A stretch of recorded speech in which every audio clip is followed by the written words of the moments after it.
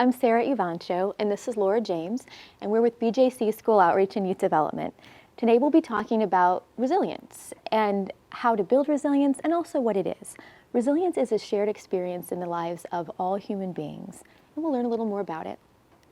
All right, so resilience really is the process of adapting well in the face of adversity. So bouncing back from difficult experiences in our lives, things like trauma or tragedy, other significant sources of stress.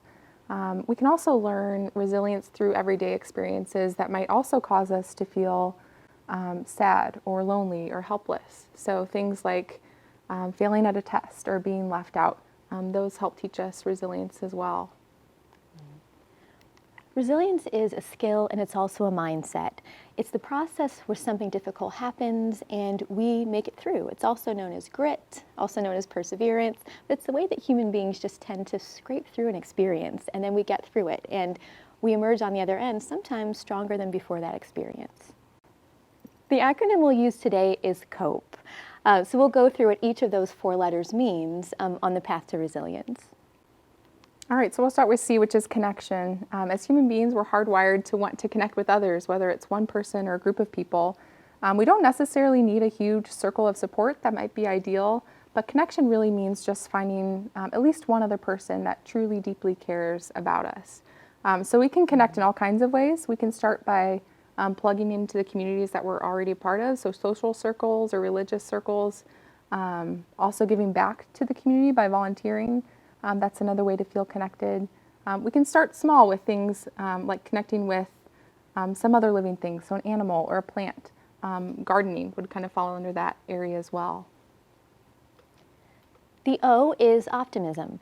So when we're talking about resilience or going through difficult situations, optimism is not being happy all the time. It's also not being positive all the time. Optimism in terms of resilience is seeing things as they are, but no worse than they are. And so, for instance, if I would say, I'm having a really difficult day today, that's an optimistic statement in terms of resilience because we're being realistic about where we are. When we're going through something like stages of grief, it's okay to be realistic about what we're feeling today and what's happening today. And also knowing that we may not feel that way forever. That's optimism. And even when we're in situations that are not going to go away, what happens with people is that we tend to naturally move forward. And so with some time after the event, we tend to see things even in a slightly different perspective than we did when they first happened.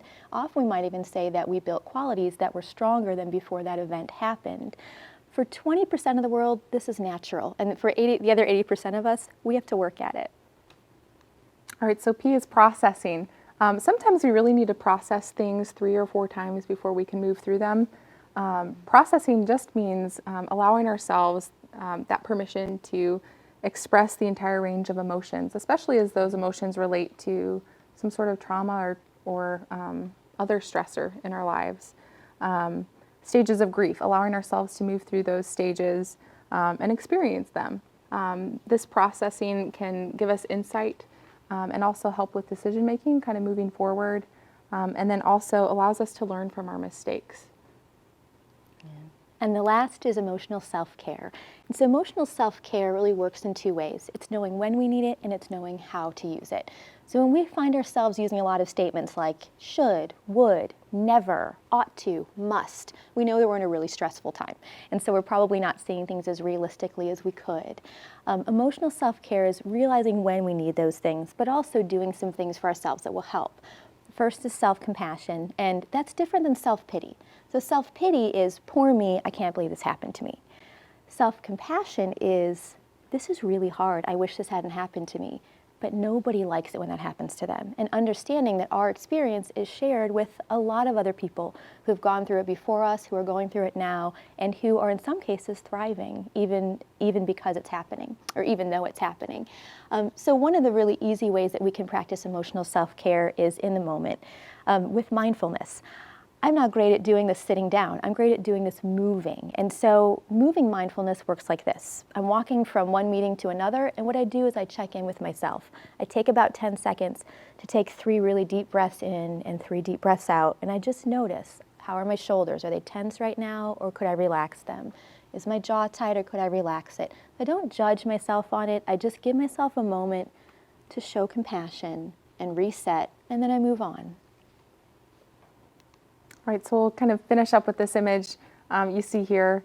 Resilience is kind of like the process of a seed growing into something else. So when a seed's planted in the ground, it goes through a lot of changes, some of those really difficult to kind of reach the end result. So resilience really is growth through change. Another word we use for this in our department is emotional intelligence. We spent a lot of time talking with middle school students about this. So if you have questions or would like more information, feel free to give us a call. Thank you. Thank you.